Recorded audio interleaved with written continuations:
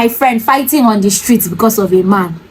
Up to the part where the girl was bleeding to death. There was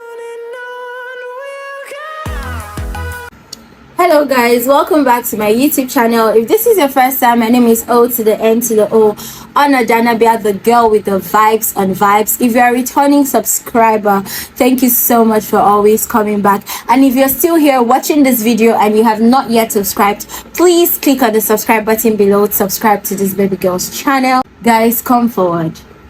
Can we please normalize being picky about friendships just like we are about relationships? The same way we say, I want a partner that is like this, I want a partner that is like that, it's the same way we should say, I want a friend that's like this, I want a friend that is like that. The friends you make can either make you or mar you. Let's not only reserve first date questions for relationships. Learn to ask your friend, do you have history of madness in your family? How violent can you get when you are pissed off? You need to know all those things. Person's personality might be great, we can get lit together, we can party and that, but along the line you discover so many things about your friend. You need to be very intentional about friendships, just like we are with romantic partners. So there is this video circulating on Twitter, I think I saw it sometime last week, where I think two friends had an altercation and one person picked up a knife and slashed the other's hand, and everyone is shouting it's a mistake. But I keep asking myself, why would I have a misunderstanding with my friend? And the first thing that comes to my head is to run into the kitchen, pick up a knife because I'm provoked. My friend, how? Why?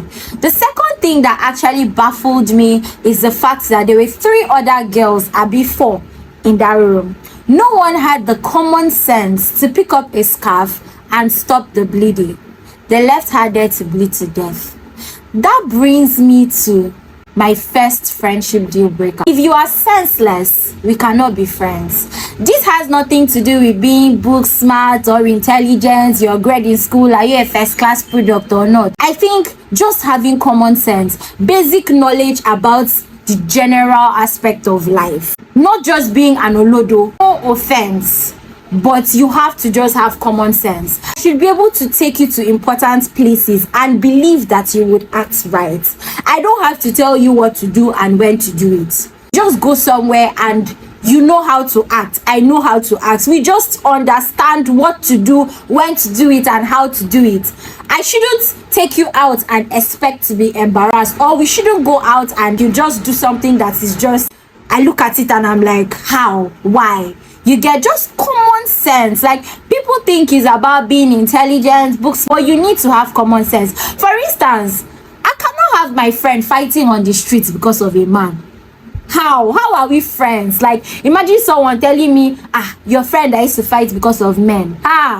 No. If you don't have common sense, it's a deal breaker. Now you would say, but common sense is not important. It's out of 3 grown women, no one had common knowledge to pick up a scarf and stop the bleeding. This is something we all know. None of them had the sense to do that. The second deal breaker for me is no fear of God. Like, if you don't have the fear of God, I don't know why we are friends. This is not about posting NSPDD or posting Christian quotes or even going to church. Just having the fear of God. I know that there are certain things you cannot do because you're a Christian. Like, you cannot have fear of God and run into the kitchen and carry knife, knowing fully well that it's something that can actually hurt another person.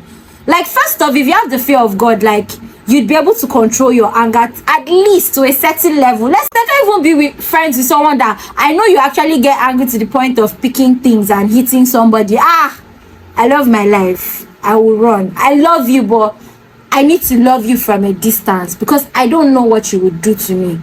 If you have the fear of God, you should be able to work on your anger. You should be able to control yourself. Let me look at you and know that, no, this person cannot do certain things because she has the fear of God. The third one for me is, if you are a friend that I know that you would leave me to potential danger, both emotionally and physically. For instance, now there were 3 girls in that building or in that room. I'm sure they heard the scuffle, I'm sure they heard the whole thing, but everyone is like, what's in concern me? Everyone is inside their room, probably pressing their phone. Like, there was somebody with a phone recording this whole altercation up to the part where they carried a knife and cut the girl, up to the part where the girl was bleeding to death. There was someone there recording, and they're supposed to be friends. They made a trip together. How would you see me in danger and you are comfortable and you call yourself my friend? How is that possible? If you are a kind of friend that will leave me to potential danger, emotional danger, you know that this thing is something that would hurt me and you're comfortable doing it. You see someone else actually abusing me and you walk away. You see that a situation is clearly hurting me and something might happen. I'm in a risky situation and you're not there for me, when I actually know that you have the capacity to be there for me.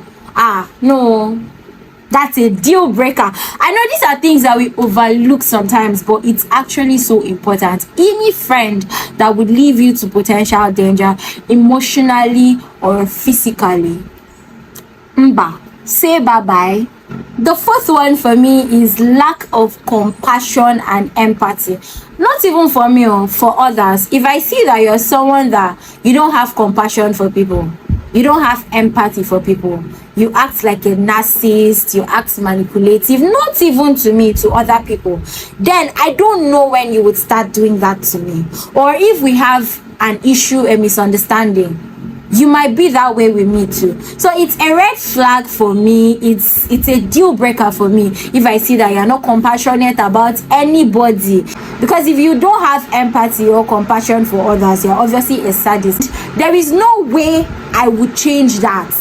Even if I have to change that, let me do it from a distance. Let me be praying to God for your change, not actually bringing you into my life and thinking that I would change your lack of compassion and empathy. There is every possibility that one day I would be the person where you lack compassion and empathy towards. For instance, there are some friends that you can actually be in distress. Something is actually really hurting you and they will just laugh in the face of it. Or not even you, but someone is actually in a painful situation and they're actually laughing about it.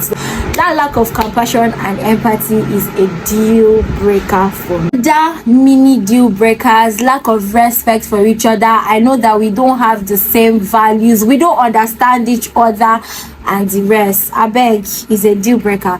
I love you from a distance. I keep asking myself, if this girl that died, the victim, was more picky about her friends, because I don't understand the situation. One person is recording, the other girls came out and they are screaming, I told you to calm down, I told you to calm down, this girl is bleeding. No one had common knowledge to pick up a scarf. So please, it's not about we stay in the same days, we are childhood friends, we go to the party and we are all lit. I love your personality. Once you get close to the person, you discover this person's character. There's a difference between personality and character. Someone can be all lit, yeah, we party, yeah, she has a good vibe. Actually check it well. This person lies. This person can actually expose you to danger, but the person is lit. She has a good personality, but how about character? It's not about going to the club together. It's not about going to church together. There are a lot of people that go to church, but yeah, they have a lot of anger and rage and they will do anything. Let's normalize being intentional about friendships the way we are with romantic relationships. So guys, are you picky about your friends the way you are with romantic relationships? If you've had any experience with friends, I would like to hear your answer in the comment section and let me know if this video was helpful to you. Please do not forget to click on the subscribe button below to subscribe to this baby girl's channel, and you can go ahead and drop a like, comment, share this video to whoever you feel it might be helpful to. And do not forget to click on the bell icon so you get a notification every time that I post a new video. See you next time.